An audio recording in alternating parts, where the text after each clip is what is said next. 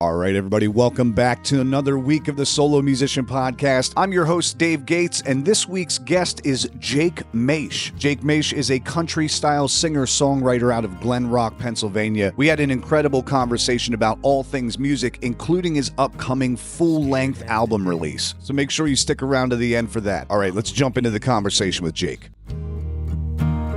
Feel like my heart's bursting at the seams. I just make music that I want to listen to. Yeah. That's kind of how I look at it. Like, I love hearing dobro and fiddle and pedal steel and stuff like that. So that's just kind of like, I like hearing it, and I'd really just put music out that I'd like to hear. I like so that. It's really cool. And, obviously, thanks for having me on. Oh, yeah. Absolutely, man. I wanted to do a deep dive on you, and I started listening to your music, and I got like 12 songs in, and I was just like, this guy's really, really good. Like, and he's local. So it's not the country that I'm used to hearing. Everybody, I can't say everybody, but there's a large faction of people right now that gravitate towards pop country. And it was so refreshing to not hear that, to kind of dive into your music and be like, oh, this got like deep lyrics and your secondhand Silverado, like the songs are so well put together, and it's got, like you said, pedal steel and dobro and like just that great country sound. So how are things going right now, man? How is life for Jake Mach? Great, man. I mean, just as far as music, I'm getting ready to put a full album out, and just, it's one of those things where me personally, I'm a fan of like putting out whole albums, dropping a single or two and then putting out a whole album. And then I did an EP a few years back in 2023. And then after that, it's just been single, because that's how the algorithm works now. And I hate it, but you got to play some of the game. Yeah, man. Absolutely. But yeah, all those songs are going on an album I'm hoping to have out by the end of the year. It's just a matter of, I pretty much record and put out. I'm not somebody that just sits on songs. So like, once it's ready to go, it's uploaded, and within a month it's put out. So now it's just a matter of putting in the time of getting not only the singles that are already on there, but also putting together like the rest of the album. I got you. And where are you recording at right now? I record with a buddy named Troy Engel. He's a bluegrass guy. Okay. And if I'm being honest, my sound wouldn't sound how it does without him. So yeah, I'm extremely thankful to be able to work with him, and he really brings that sound to life. Like, I go to him with a song, and I have an idea in my head, and he really brings it to life with all the instruments, and it's just awesome. Yeah. So he's more of he's a producer, right? Like, that's what kind of the role he fills. He's like everything, man. And I know he doesn't work with a lot of people, and I feel like honored to be one of the few people he works with. I'm in Glen Rock. He's also in Glen Rock, but he was a session guy in Nashville for a bunch of years, playing just like acoustic guitar, fiddle, mandolin, dobro, pretty much all like the bluegrass string instruments. So he was doing that for a while, and then he ended up moving home. And I had heard about him because in a town like Glen Rock, when somebody is good at something, you hear about it. Right. So I reached out to do my song Sticks and Stones a couple years ago, and I was like, yeah, just wanted to see if we could do something together. I have an idea for this song that I think could use, a lot of what you do on it. And would you be okay with, doing the whole song, not just doing session work, but producing the whole thing and stuff? And he was like, yeah, sure. And then we both loved how it turned out. That turned into the EP, but we've been working together ever since. That's great, man. Finding that person, when you're a creative, like finding somebody who can help you create or bring your creations to like the next level is so big. That's an incredible thing, man. So you said he was a Nashville. Oh, what was that? Go ahead. I found me a country music Quincy Jones right here at home. Yeah, you did. Yeah, man. And it shows. Like the albums. Like whenever I was listening to your music, I was just, the production is perfect. The just the fullness of the tracks. It reminds me of like, early Brad Paisley stuff, and that, like, it's very, very listenable and just like I didn't feel the need. There's so many people that put out music where I'm like, I hear a song and then I'm like, skip. Like I didn't skip one song. I just listened to all of them. I'm like, yeah, you don't. And each song had its own individual feel to it. So what?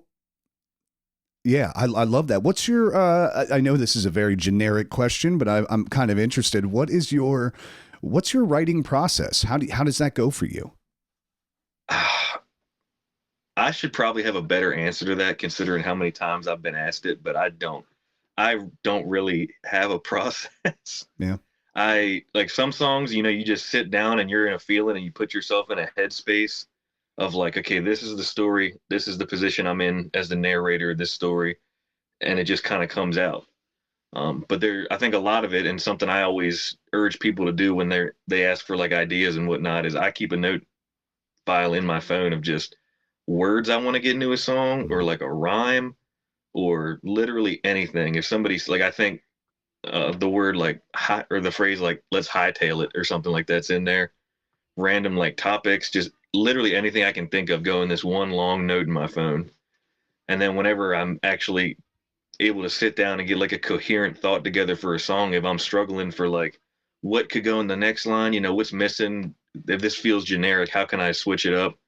I'll go through the notes and I'll be like, oh, I don't think anybody's put that word into a song that I know of. That's a great method to have, man, because it's like your own little thesaurus. Like you could just reference that for all the words. You're like, oh, this is unused. Let me just grab this out. This will fit perfectly here. That's perfect, man. Or it's like here's 3 lines that I think I could turn a whole song into, right, or something like that. And then eventually I might get around to actually turning that into a song. Yeah, yeah. Well, that's the old. I have out in my studio. I have probably 10 notebooks completely full of lyrics, and none of them have ever been made into songs. Not one. Like it's unreal. I have one notebook that I write songs down in if I'm like, okay, this is going to get recorded. Otherwise, it just stays in there. And then I'm like, sometimes I'll look at it, but most of the time it just sits out there. If I had them on my notes in my phone, that would be so much easier. I could just reference that. Oh yeah. No, I got plenty of notebooks. Actually, the song I have coming out on Friday with Cody Tyler, I started that song 8 years ago, back in like 2017. Wow. I wrote a verse and a chorus, and then I told myself, oh, I'll come back to this. And how often does that actually happen? Yeah, never. Yeah. And I went to go write with Cody, and I look up to Cody. Like, he's an awesome dude. He's a great musician. He's a great writer. So I was like, okay, I'm writing with a big dog. I got to bring my A game. So I came in and I was like, okay, I went through my notes and I was like, here's a list of stuff from those notes that I feel like we could write a song about, or like, that shared topics that me and him both write about that we could probably vibe with. And then I had like 2 or 3 songs I had that were like half written, and I was pitching like, if you want to finish these, if you want to start from scratch. And that one stood out. So, we worked some stuff and we finished it, and now it's coming out on Friday. That's incredible, man. What's the name of the song? As a Rambler Goes. Very cool. I like the name too. It's kind of mysterious. It's got some living on the edge. It sounds like maybe a little bit. Yeah. I like it, man. I like it. So do you participate in like any local kind of singer-songwriter circles or anything like that? The only one I know of is Home is Where the Art Is, and I do that as much as I can. Awesome. That's Amber Nadine, right? Yeah. Yeah. Good spot there. They just started one in Lewisberry. It happened this last Sunday, and it was a Nashville styles songwriters round. At a Horn Pub. Yeah. Stephen Robert from Hank the Buffalo hosted it, and they had you 3 people on stage, and everybody does a song, like an actual songwriters round. And I know Home is Where the Art Is. Last time I did one of their events, there was like, I think there was 5 of us on stage, and we all did a song, and then waited and watched and picked a little bit with the other guys if they wanted us to. It was nice. Those things are great. Yeah. I got to do one of those. I've gotten to do it with Cody and Troy. So when I'm with Cody, it's cool because me and him just hype each other up because we're up there fanboying over each other whenever we're playing music. Yeah. But then we get to at the end do the song we wrote together, and then when I got to do it with Troy played on all the tracks that I'm playing. So I'm playing these songs and he's over there just jamming on guitar. I'm like, this is awesome, man. That's incredible. Yeah, that's what it's all about, man. So whenever you're playing your solo gigs, do you concentrate on your originals, or do you play a good bit of covers, or do you kind of go back and forth, or how does that work for you, man? I usually throw out like, if I'm doing 3 hours, I'll do 3 sets, and then every set I'll usually throw out like two covers, or sorry, two originals. Okay. Um, I just feel the crowd out. If people aren't really paying attention and I'm looking to try something out, like a song I haven't practiced as much as I probably should have, or a new song that, we're not sure about, I'll usually throw it out then. But if people are like really tuned in and it's real quiet and like, they're locked in, then I'll, you can tell they want to hear more originals. I'll do more originals. Nice. Nice. Yeah. Yeah, usually it's two a set. That's good. I mean, I think that's a great ratio, man. And I have a lot of friends that play all originals, and then I have a lot of friends that play all covers. Like, I play relatively all covers, except for I'll play like one original per hour most of the time, something like that. And I think that there's the covers bring people in to kind of accept your originals, if I put it that way. Like, it's like this, you're warming them up. You know what I mean? It's like, I can play these songs really well that you already know.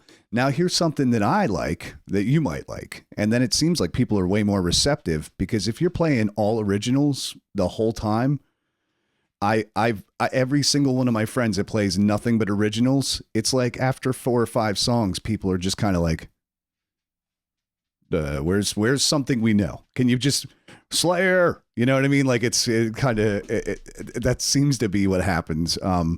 But I think 2 is a perfect ratio, man. And for your music is so, I don't know if you cover primarily country, but it fits so well that I would not know that those were your songs unless you told me they were. I'd be like, oh, that's just name a 90s country artist. I'd be like, it's their song. You know what I mean?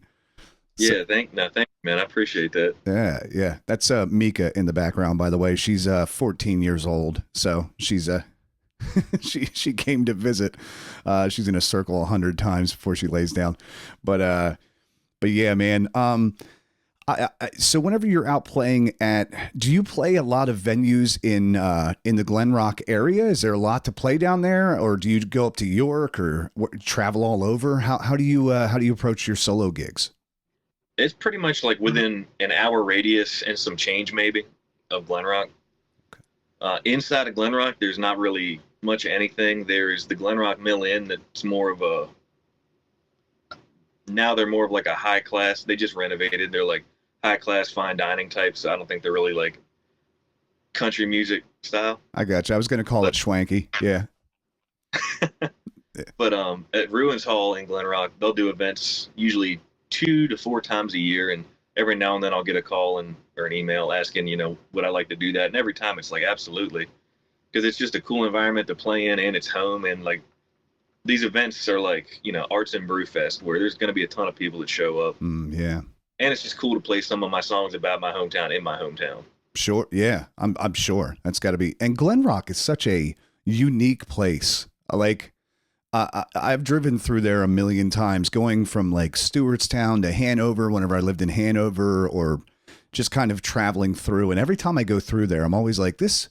I mean, it's like 7,000 hills, I think, in that town. Yeah. Like, I'm like, it feels like you just go up and down and up and down for a million times, but it's like, it's just this very neat, smaller community. And they have something with like Christmas, don't they? Where they put out, like, they line the street or something with a million candles. I don't know. Something like that. No, yeah. Oh, are you? Yeah. Okay. What do you do with that? So it's the Glen Rock Carolers. So it's 175 years and some change of Christmases in a row where people go through the whole street. So it was a lot easier, probably, like, the first year or so when it was like 4 houses in Glen Rock. Mm-hmm. But nowadays it's like, I want to say we have 100 and some change members, but I'm a member of the Cape members. There's only 50 Cape members, and you get like the full, like, old school get up, the top hat, like my personal profile picture. It's like the top hat, the scarf, the old wool outfit. Gotcha. We go out we start at the square at midnight, and then for like 6 to 7 hours through Christmas morning, from midnight to like 6 or 7 a.m. We'll march up them hills, down the hills, across, and Dude, that is incredible. it's like such an old tradition. And like how many, yes, when you explain it to some people, they're like, that's kind of weird, but it's kind of cool. It's like, yeah, but it's a 177-year-old tradition. And how many people have something like that in their home? Yeah.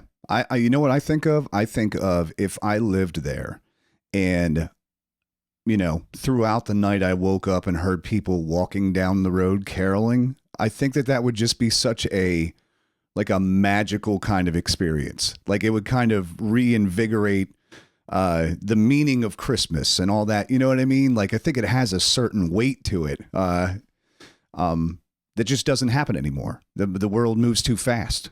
So yeah. And it's real cool because you'll be walking up and down the streets, and it doesn't matter.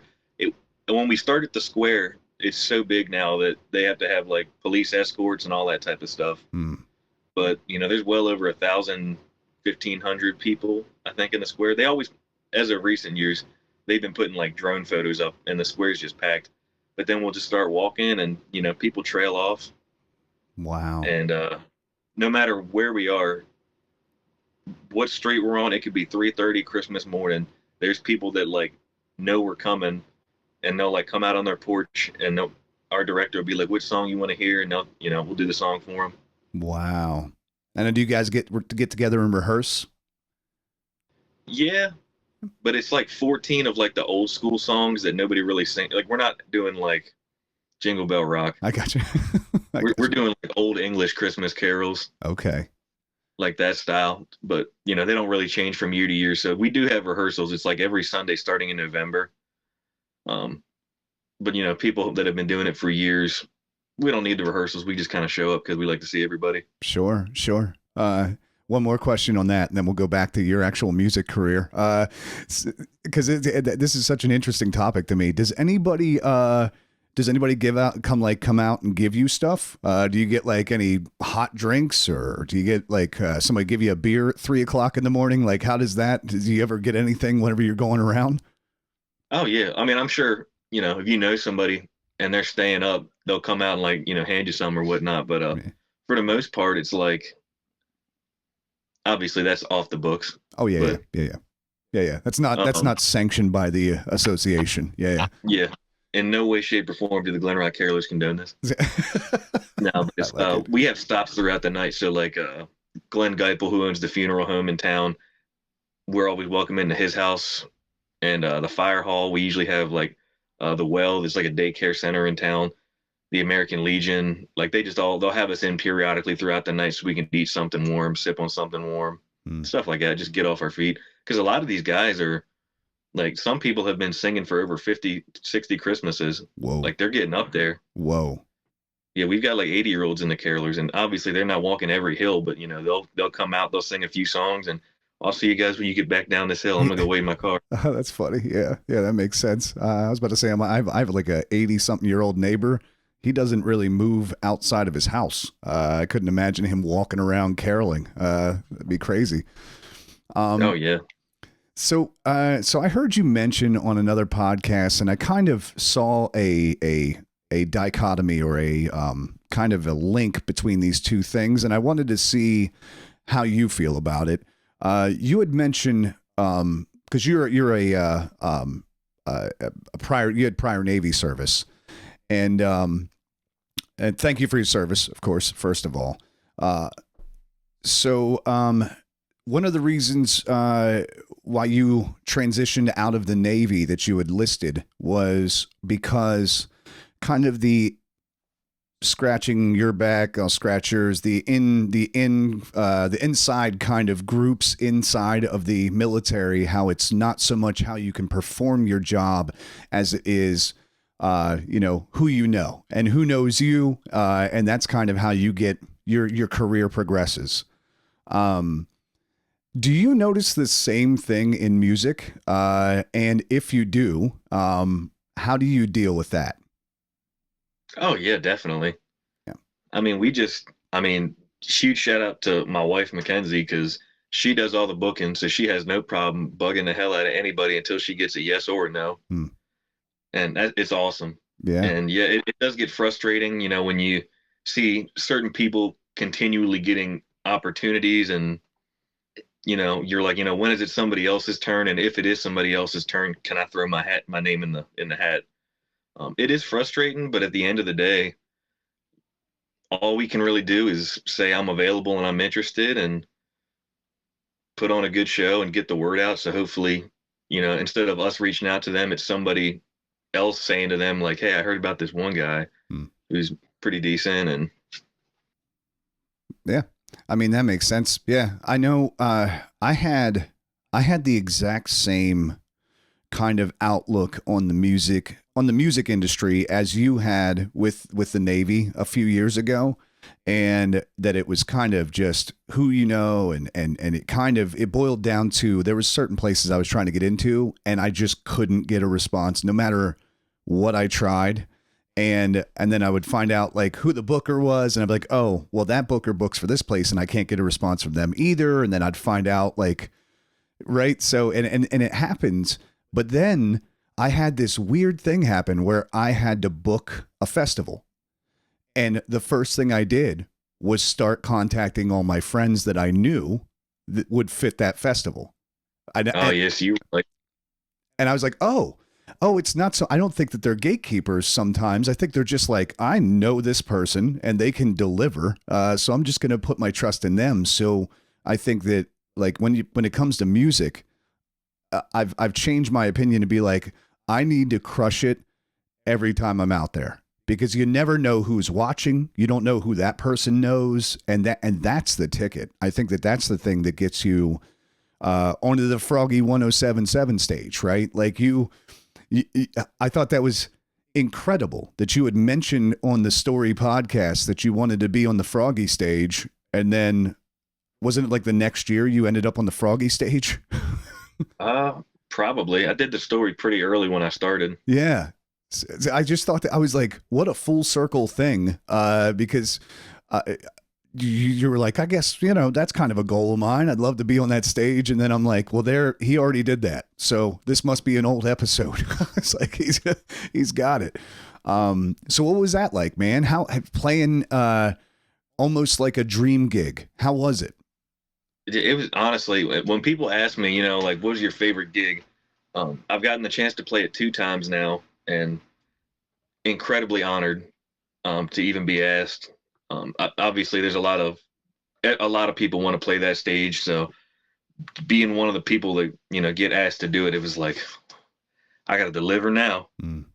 But no, it was my favorite gig I think I've ever played up to this point. Was the first one. There was just something magical about it, and knowing, growing up going to the York Fair, and then it being so close to my hometown. It's like 20 minutes from Glen Rock. So I had a ton of people show up that were like cheering me on and stuff like that. It was so cool. And then being able to sing, like, I have a song called Dust on the Road, which is about Glen Rock, and being able to perform that there, like, I'm starting to get like a little choked up on stage. I'm like, ooh, like, this is a song for the people it's about, and I'm getting to sing it to them on this stage. And it was just magical. I don't know how, like, another way to say it. It was like one of those goosebump moments where, I did that song and everybody was cheering and people were coming up after saying like, man, you had me in tears. Like, I completely understand that. I moved away from home too. And just being able to do stuff like that, like, I'm not trying to get 10,000 streams. Like, it's cool to get 10,000 streams, but it's like goosebump moments like that. Right. Yeah. The streams aren't what you're doing it for. Yeah. That's anybody get 10,000 streams if they pay $20 for the most part. Right. Yeah. Isn't that the truth? Yeah. It's the process behind it. And it's like all those moments of playing to empty rooms whenever you're first starting out, or those moments of, not being as good at guitar, which I don't think ever gets better, but maybe not being as good at guitar as you want to be. Right. Or like, maybe not having the most confident vocals, and all that growth and everything that goes into becoming a better artist. And then you play a gig where you're like, I don't care. I might not have even made that much money. I didn't, you know what I mean? But it was worth everything to get to this point, to do this show. Those big festivals are always, I mean, that Froggy stage has such good players on it. I mean, it's a stacked lineup. So to get on that, that's where I can't say that that's where I first heard of you.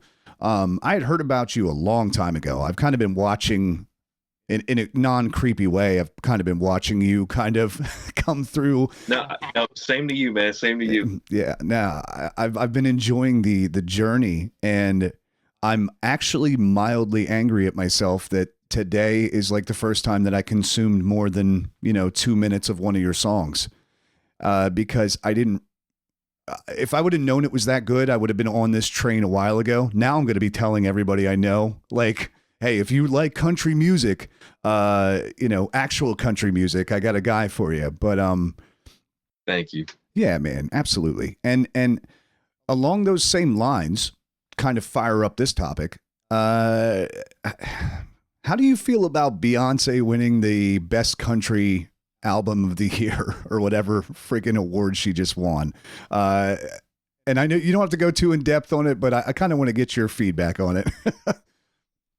And so I understand personally, I think the Grammys have been dissociated with country music for quite a while. I think this year kind of shows that. Not to say that she's undeserving of Grammys, like she's absolutely talented. I personally just feel like it's cool to see country music progressing to where, you're accepting different styles of it. You got like R&B country, you got pop country, you got like hip hop country, rock country. Like it's cool to see it progressing, but at what point do we draw the line of like, this isn't the same thing anymore? Yeah. Where like at what point, I feel like people say that country music is one of the more gatekeepy, I feel like, genres, which I would say it's metal. Yeah. I'm not a metalhead, but every time I talk to one, I feel like I'm getting gate kept. Like, no, you're not in this conversation. I'm like, yeah, you're probably right. Yeah, you're probably right. Yeah. That's funny. But like, man, I lost my train of thought. Oh no, I mean, I don't know if you know this, but I worked at Red 102.3 for a little while, the country station. Okay, yeah. And I was very vocal about my dislike of modern country, and mostly for the reasons that it wasn't familiar to me. At the risk of sounding like a boomer, it just didn't interest me. You know what I mean? And what really made me angry was the fact that artists like Beyonce can come out with an album that is a concept album. And I understand why she made it. I understand the thought process behind it. I think for that to come in and win a Grammy for Best Country Album is a slap in the face of everybody who's actually creating country music. And I don't like that. If you have a song on your album called Spaghetti that is nothing but rap music, that album does not win Best Country Album, just in my opinion. And I feel so strongly about that because of the same reason that you just said. Where do you draw the line? Where is it a different art form?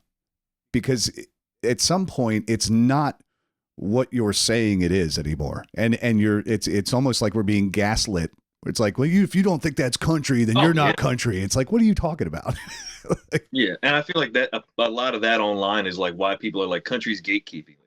Me personally, I think that country is one of the more welcoming places to be because any artist can come into country music, slap a pedal steel in the background, say it's country, and everybody's like, oh, they made a country album. Yeah. No, that's not a country album. Just because you put some instruments that are in country music on the album doesn't make it country. Right. I think like you said, I understand why she did it. I understand it was a concept album. But at the same time, you're telling me you did a concept album that was better than anything anybody that's made their whole lives out of this do this year. Yeah, there's the point, right? Yeah. What do you one more thing about somebody else, and then I'm going to get back to your music. Post Malone. I think it was a great crossover. I think that he's actually relatively talented when it comes to producing, making country music. He's in that pop country genre, but it doesn't feel like he's an outsider that's making country music. It feels like a guy that maybe should have been country to begin with. How do you listen to any of his music, and how do you feel about it?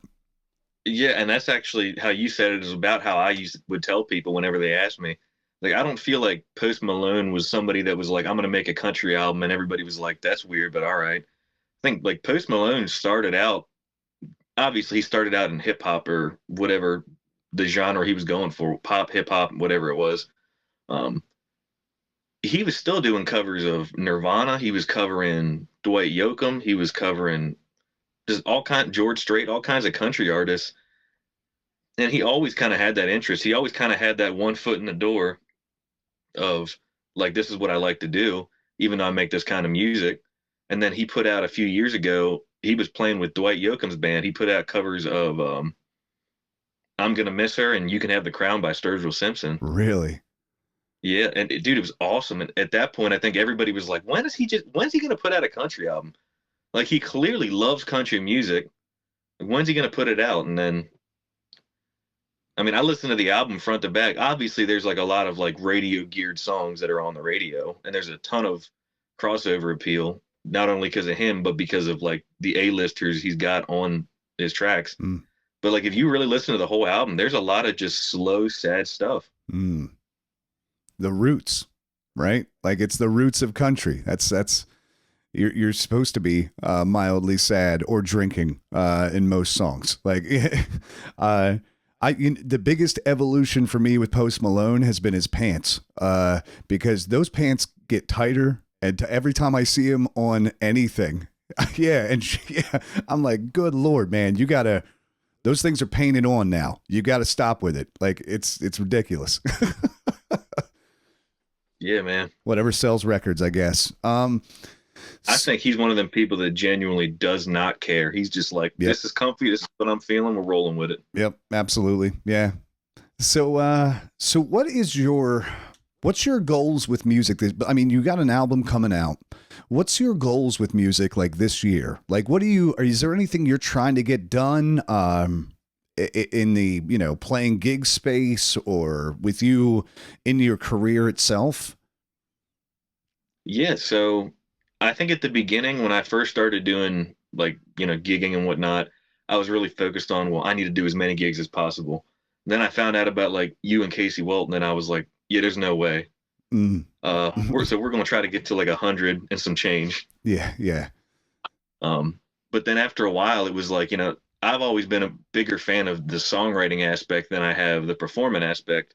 And I feel extremely blessed to be able to like go out there and get paid to sing songs and stuff like that. But my heart is in the songwriting. So to me, I made a point to do it last year a little bit with Troy and Cody Tyler.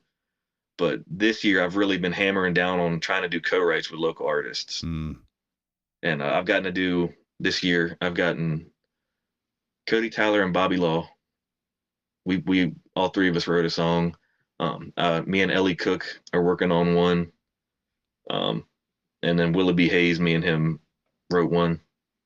But yeah, I'm just trying to write with like more local people, because I feel like there's a lot of talent. There's a lot of good writing. And when I'm thinking critically, like, I'll hear a local person's song and I'm like, man, I wish I would have been able to write that with them. I would have changed this part. I would have changed this part. But not everybody is comfortable co-writing. And, some people just like to be like, oh, I'm the only writer on this song. Like, cool. Right. But I just like writing with Cody and Ellie is cool, because like I can go and be like, I have this song. What would you change about it? Like, if from an outside perspective, like I'm too attached to it, how would you change something? And it's cool to get feedback from people like that, where like you look up to as writers and you really respect them for their art. That's huge. Yeah. I would say a lot of that has to do with It sounds like you have some humility, and maybe you might not have an ego problem. Might have moved past some of that, because that is what I always experience, at least with people. If they're not open to like, hey, what's your thoughts on this? Or I would like an outside perspective. Maybe this isn't as good as it could be. Maybe I'm not approaching this the right way. I love the way you put it. I'm too close to this. Like, what would you do differently? And when you're like open to that feedback, man, your songs get so much better, like, because you're getting somebody else's perspective, and you're also getting a perspective from somebody else that wants to listen to your music. You know what I mean? Like, sometimes whenever you want to put it out, you're just like, I want to say this, and I want to say it like this. And then you send it out and people are like, we don't even know what you're talking about. Where somebody else will come in and be like, I think you're trying to say this. So that's huge, man. That's, I think one of the things I love that at the beginning, you prefaced it with, I wanted to play as many gigs as possible, because I've covered that on the podcast before. That was my goal for a long time. And after that 1 year where I played like 230 shows, I was like, I never want to do that again. Ever. Once you hit 4 or 5 gigs in a week, you're like, oh my God, why did I do this? Yeah. And especially playing covers. Like, I've explained that it's the worst, because you're like, the whole time I'm like, did I play Sweet Caroline tonight? Or was that last night? Did I like, it's just so, yeah, it's just so, it's deflating. And I'd imagine if you're playing your own music, it might eventually get boring, but when you're playing just covers 5 days in a row and it's the same songs getting requested, you're like, I should just go back to work. I'm just going to go get a job. Like, this is so, it's just because it loses some of its luster. You know what I mean? Yeah. So I understand the wanting to write your own music, because I find myself drawn to that same pattern now. Now that I've played all the shows, I'm like, okay, what do I actually want to say? Like, what do I actually have to contribute, rather than just performing the songs that everybody already has heard? So yeah. that's great. That's a great spot to be in, man. Yeah. And I think a lot of it comes down to, I feel real fortunate to have surrounded myself with other writers that kind of feel the same way, where it's like, I don't care who really gets, the majority credit for this song. We just want to put out the best song we can. Mm. And like this song I got coming out with Cody Tyler, that was kind of the whole thing. Like, we wrote it together, and throughout the whole process of like, all right, I want this to be my first single of 2025. Would you want to jump on it with me? Because my vision going into it was like, whatever we write, I would love to put out together. So it's cool to finally like see that through to fruition. God, that was hard to say. No, it's good. It was good. You followed through on it. I saw it moving. I was like, all right, yep, he's got it. Thanks, man. That's good. But yeah, like, we're in the studio recording it, and I'm like, yeah, I think you should do like a run here, maybe like do like a belt or something. And he's like, this is your song, man. I'm not trying to steal the show. I'm like, it's our song, and I don't care which one of us does the belt. I think it's going to sound better coming from you, because you got a voice like a diesel engine. Like, oh yeah, it's solid. Yeah, man. No, that's a great approach to it. No, and you said Cody Tyler, and is he with Gypsy Convoy? Yep. Okay, yeah, super talented. Just I want to just completely agree with what you've said about our area has some incredible songwriters. Just, I mean, on par with anywhere else that has songwriters. If not, I mean, we have like this cool group of folksy kind of people. Like, I don't know if you know, like Shine Delphi or Leo DeSanto. They're folk writers from our area. Yeah, I know of Shine. Yeah, their Shine is so good. Just his voice and his playing ability, and his creations. I text him all the time, and I'm like, hey, thank you for making this song. Like, cause I'll just be driving and I'll have his music on, and I'm like, thank you for this song. Like, I needed it today. I appreciate you. He seems so cool, man. He's like kind of how you said you're with me, how like you kind of follow him, but like I follow Shine, and I can't say I've listened to much of his music, but his voice is awesome, and he just seems like he'd be a fun show to go out and see. Oh, he makes you laugh the whole time, which I think is part of it. He has a contagious laugh. Whenever you're out playing, do you notice anything? Because the majority of the listeners to this podcast are solo musicians, and I'm always trying to give them something to help them. So, with you kind of moving through, playing a bunch of shows, and then kind of transitioning into more of a singer-songwriter kind of aspect of where you're at right now. Did you notice anything that you saw that could help kind of retain the crowd's attention whenever you're playing, or any kind of tips or tricks for other musicians that are out there that are like maybe struggling to get gigs or struggling to keep keep the attention of the crowd? Well, one thing I'm very conscious of at my shows is like I'm not gonna play two slow songs back to back.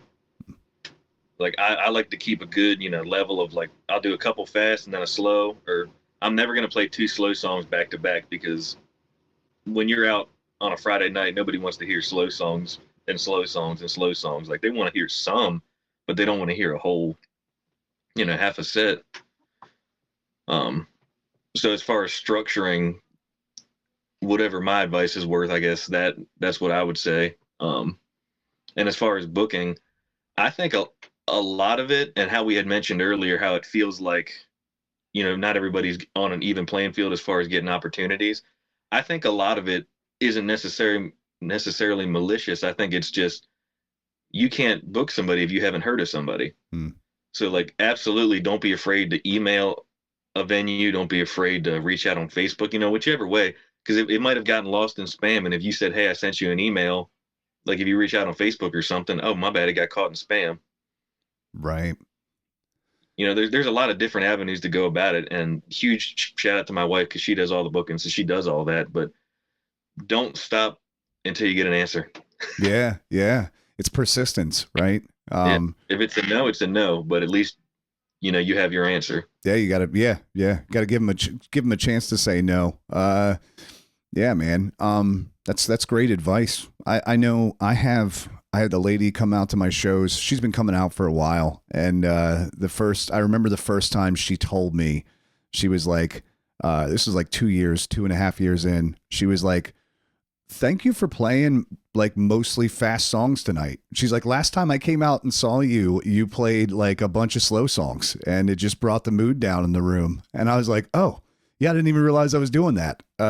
So now same formula, man. I'm always, fast. And I have such a weird approach though with music, where I play mostly crowd requests, right? So most of the time, if it's a slow song, I'm like, let's make it a slow song everybody can sing. Like, let's just, I don't want to do anything slow where it's just slow for the sake of being slow. But that's great. That's great info. Have you been having any issues? Because a lot of my guests that I've been talking to recently have, with venues kind of closing or stopping having music this year. Oh yeah. I don't know what it was, but I think 2021 to 2023, it just felt like everybody was like, there's a million breweries popping up. There's a ton of people that are like, oh, we want to do live music. We're doing Friday, Saturday, Sunday. And then this year, everybody's kind of realizing that, okay, maybe we can't afford to pay musicians, over $1,000 every weekend. And I think a lot of it is people like venues like the allure of we have live music, but they haven't quite figured out what are their best nights yet. So I think they're just kind of throwing a bunch of like musicians at the wall, and whatever nights seem to work best, we'll keep those and cut the rest. That's a great. That'd be my. Yeah, I think you're right on, man. I think to add to that, I think that a lot of venues also don't understand their clientele as much as they think they do. So you end up with like Back Porch Brewing up in Carlisle is one of my. I play there like every other month, right? I have a lot of conversations with the owner, and they have live music every weekend. So it's like every Friday, Saturday they have bands or solo acts, and then like Sundays a lot of times they'll have like dueling pianos. They'll have all these different events. The dueling pianos pulls a lot of people. Solo acts pull almost nobody, and the bands, if they know people and they're from the area, will pull a lot of people. But otherwise, they don't pull a lot of people. But if they bring in a DJ, being close to Dickinson College, it will be jam-packed. And I'm like, you shouldn't have live music. As much as I want to promote live music, as much as I want to be like, everybody should have it, you are way off your business model. Like if you look around on a Friday and Saturday and you can bring a DJ in, pay him $500 and you can get 300 people in here, why do you have solo acts standing there on the stage strumming chords and playing to 50 people? Like and it's hard for people to be realistic about it like that. Right Like you might really want to have live music, but unfortunately your location and your clientele aren't conducive to live music, and that's okay. You just have to understand that you're not going to make as much money having a live solo musician. Yeah I think in some ways Oh no, I was going to say I think in some ways that's where supporting live music and hosting live music are two different things. I think the venues that support it, they got to be prepared to eat it every once in a while. Maybe not on a regular basis, but they got to be prepared to lose a little bit of money. Where if you want to host live music and benefit from the money it brings in, that's a whole different story, I think. And it's tough too, because especially starting out, I used to price myself a lot lower than a lot of people.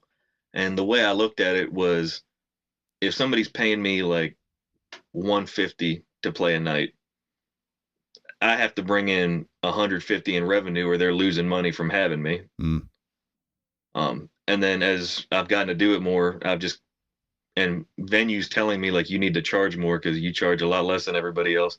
It turned into like, okay, well, clearly they're okay with having live music regardless of the effect. And I was able to speak with somebody that booked that said how he looks at it as solo musicians shouldn't be expected to draw a crowd in. I think it's still possible to price yourself out of some places, but I also think that you should be okay with pricing yourself out of some places. I moved to like just a standard, this is what I'm going to charge no matter what. And I have this minimum and I don't care. Like I'll just turn down the gigs if they don't hit the minimum, because I'm trying to do this and not have to do something else. Right. And that's tough nowadays. Oh, it's miserable. And especially for a solo. Well, I can't say that, because now that I have a band, like I canceled one of my solo shows recently where I was going to make like a bunch of money. And then I booked a band show and I'm like, well, I'm going to clear $130 after that, after all the 5 guys get paid. So it's like, but that scratches a different itch. And that's that trade-off. Like, you get to have that full band experience, but you, especially going from solo to a band, are like, I'm taking a huge pay cut here. Yeah, huge. And I thought it was funny because my girlfriend is a singer as well. And she used to be the front woman for a local band. And first time we played a duo gig, we made more than she made in a 4-person band that the whole band made as a duo. And I was like, hey, listen, your band wasn't charging enough. Like you shouldn't, if you have a 5-piece band and you're playing for 3 hours for $500, stop doing that tomorrow.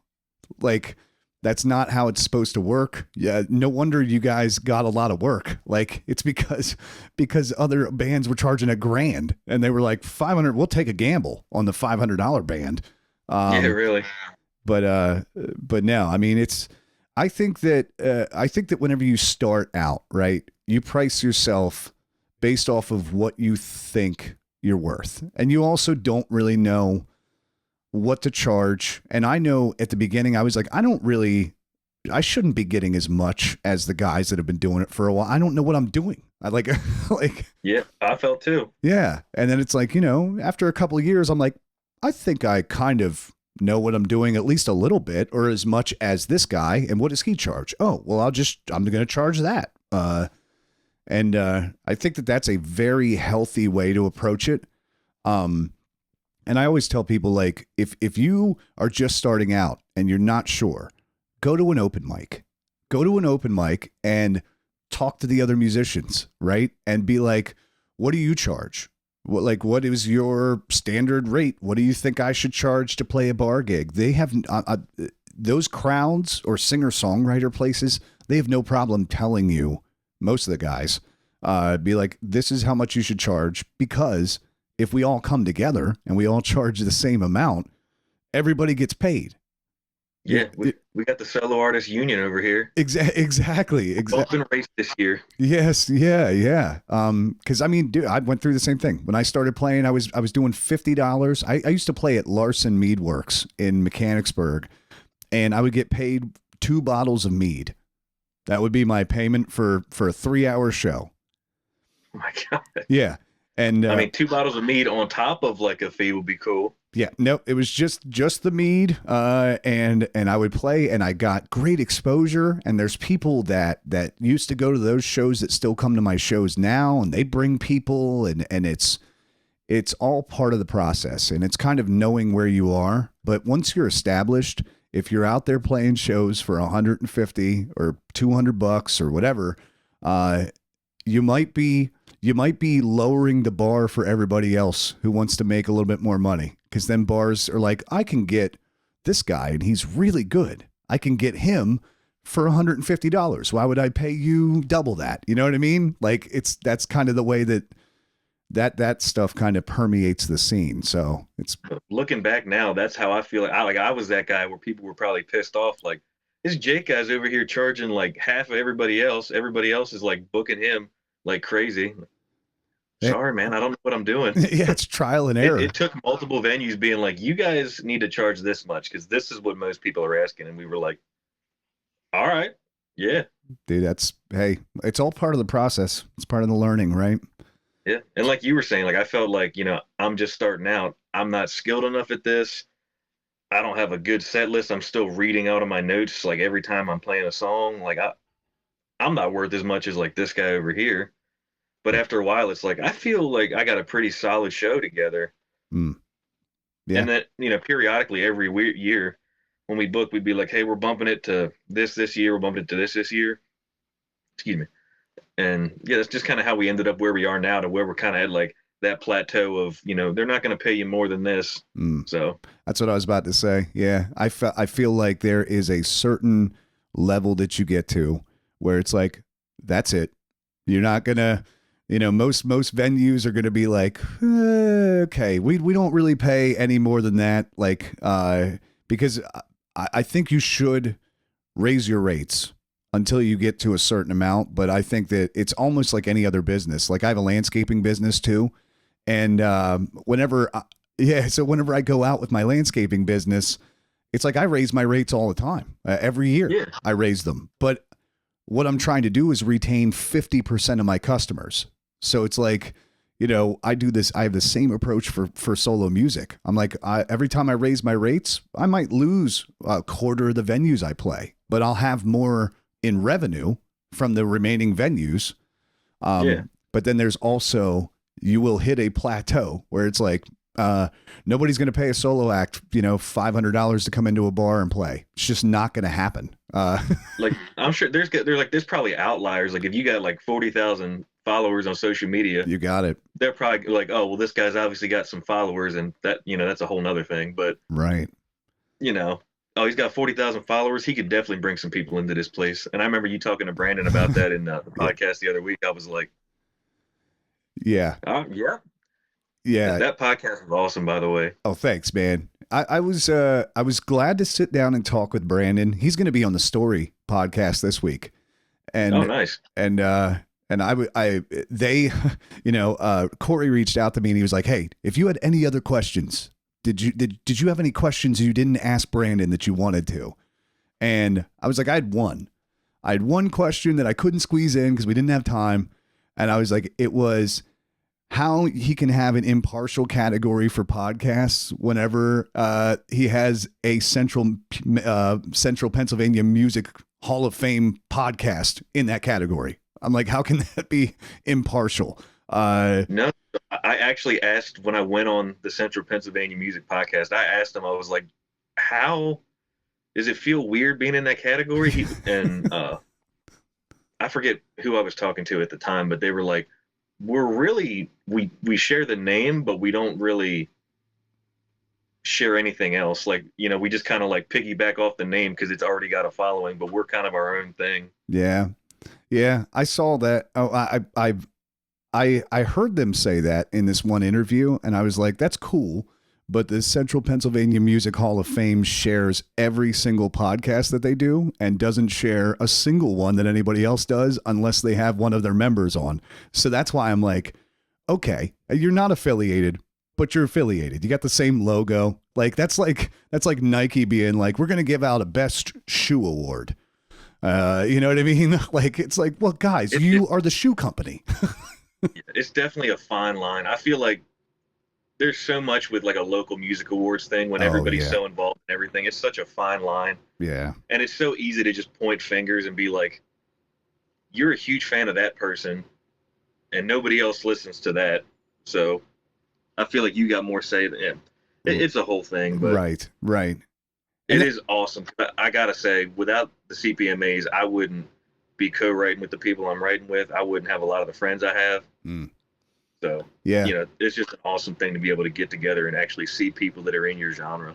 Dude, I exactly the same thing. Like I've said a million things about it, but I think that my biggest thing with it right now is I love getting together once a year and seeing all of my friends, because with me playing and traveling all the freaking time, I never see anyone. So it's like for one night, I'm like, holy I haven't seen you in a year. What's new? Like, how you doing? Good to see you. It's like, and yeah, exactly. Rinse and repeat 500 times in one night. I love that. Yeah, it's awesome. It's like, hey, dude, I haven't seen you since last year. Let's get a picture together. Right. Yeah. Like when you put new music out, you want to do some co-writes, stuff like that. Yeah. Yeah. And it's like, for me, it was always the opportunity of like with Cody Tyler, like me and him are really good friends now, but when he won best album a couple years ago, I remember listening to that album. I told my wife, like, dude, this guy is awesome. And then at the show, I was like, I'm going to go say something to him. But he was getting swarmed. I was like, let him have his moment. I'll say something at the after party. And at the after party, he's getting swarmed. And I was like, maybe next year. Yeah. Yeah. And so I think before the next year even happened, he reached out to me to do he was putting together a Keystone Country Music Festival. And that's kind of how we kind of got in contact. And from there, it was like, I can't think of an exact time where we turned into good friends, but it was just like back and forth. Let's write something together. Let's get together. That's great. I mean, even if the only thing that organization, because I mean, award shows in general are just award shows, right? But yeah, like, even if the only thing, if one of the major benefits of that organization is that it brings together songwriters that can create more songs, like, and create relationships between local artists and foster that kind of community, because and then it's a net positive. Like, doesn't matter what, like, who cares about the awards? It's the actual organization is a net positive. And one more thing before I get you out of here today, man, I wanted to ask you if you've noticed anything. Now, how long have you been, like, when was your first solo gig? October of 2021. So we really started doing it like full time. I really started going like head down forward, like the beginning of 2022. Okay. Very cool. Have you noticed any kind of change in the music community in that amount of time? Like, as far as here, I'll lay it out this way. So I've been noticing, and I've been talking to a lot of people, and they've been noticing, a lot of people that have been in this for a while. They all have this same feeling that right now it feels like the solo artists, the duo artists, all of us that are kind of in the restaurants and bars and breweries and winery circuit, all that, it feels like there's a community of us now. It feels like everybody's trying to help everybody. It feels kind of like a big family all of a sudden, where like I didn't start that much before you. Like my first gig was 2019. So like that in 2019, that was not the case. I was like, I would go out to an open mic and it was like a competition half the time. Like some of the guys wouldn't talk to you. It was weird.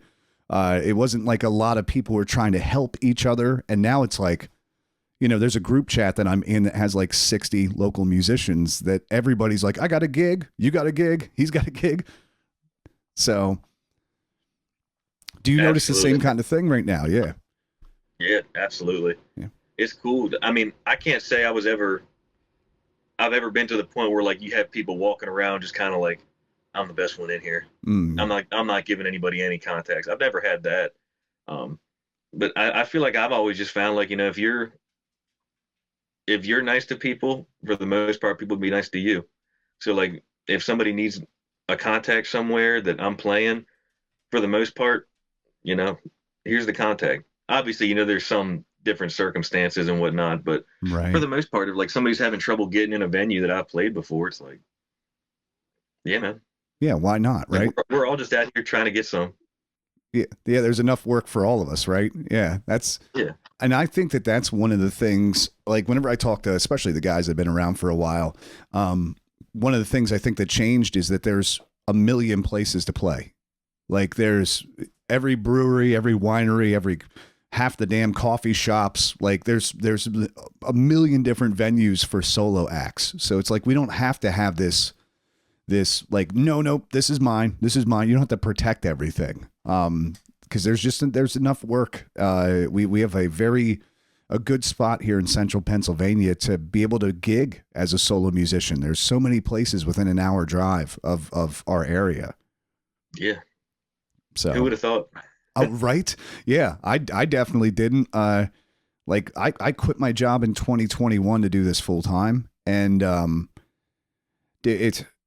it scared the hell out of me. It still does. You know, this winter, I was just kind of like, you know, because I was trying not to play 5 days a week. Right. So I'm like, I'm only going to book 2 shows a week. And then I'm like, okay, that one got canceled because of snow. And then the next week I'm like, okay, well, 2 of them got canceled because of ice. I'm like, well, now I'm playing 4 gigs this month. Like, oh no. Yeah, man. That's how I looked at it too. Like, what was it? 2 or 3 weeks ago, everybody's shows got canceled. And I was like, oh man, I was counting on that. You know, what my rate is. I was counting on having that. And that sucks. Luckily, we were actually able to reschedule from early February to the end of February. So it still kind of ended up working out, but it was like, oh God, yeah, that's expected income. Yeah. Right. Yeah. I guess that's something that you learn to navigate as you're in it.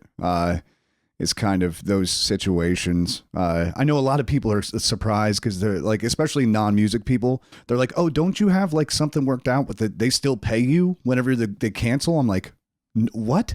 No. What bar is going to be like, yeah, I'll sign this contract to pay you even though you don't have to be here? Like, that's never going to happen. Yeah. And I've heard plenty of people be like, I need to have a contract. And even if it gets, like if they cancel on me because, you know, then now they want to host a Super Bowl party, they still owe me that money. Like, I mean, you could send that to people. You're not going to get a lot of work. Right. Yeah. Not as many jobs for sure. Yeah. I have that in my private, like my private parties. I have a thing where I'm like, you have up to a week before the event, because a week out, I can usually find something to slip in there. Yeah, but it's like you have until a week. If you cancel inside of a week, I regardless of the reason, it's like that's, and most private parties, they're like, oh, this guy was 30 days. So this is so much better. I'm like, yeah, I think a week is okay. 2 weeks, maybe even a month if you really wanted to, but private gigs, it's way easier to get those because they're not relying on you to bring them income in. You know what I mean? Yeah. So it's, and they're not, I feel like they're not necessarily shopping around. They're like, we know who we want. Right. Yeah. We'll make it work for this person. Yeah, absolutely. Yeah, man. Well, let everybody know about what the new album is coming out and how to find you on all the social media. Yeah, sure. I'm looking to have about 12 songs on the album. It's going to include all the singles I've released since my last EP, plus a solid handful of some more. Going to have a bunch of co-writes in there. And yeah, I'm on social media at Facebook at Jake Mach singer-songwriter, and Instagram, TikTok, everything else at Jake Mach Music.